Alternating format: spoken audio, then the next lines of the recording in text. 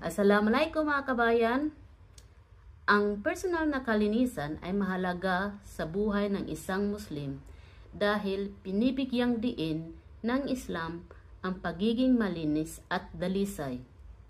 Kasama rito ang panglalalaga sa katawan, buhok, kuko at iba pang paraan ng pag-aayos sa sarili.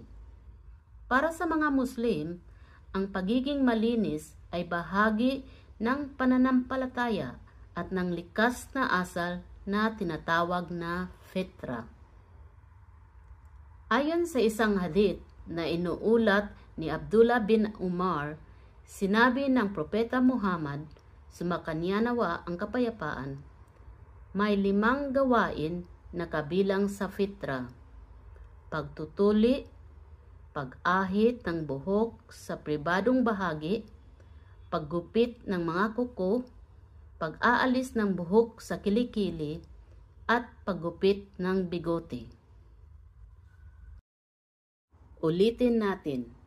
Para sa mga Muslim, ang pagiging malinis ay bahagi ng pananampalataya. May 5 gawain na kabilang dito.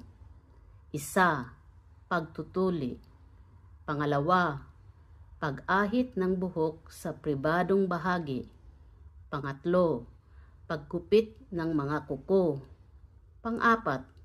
Pag-aalis ng buhok sa kilikili. At 5. Paggupit ng bigote. By Sahih al-Bukhari.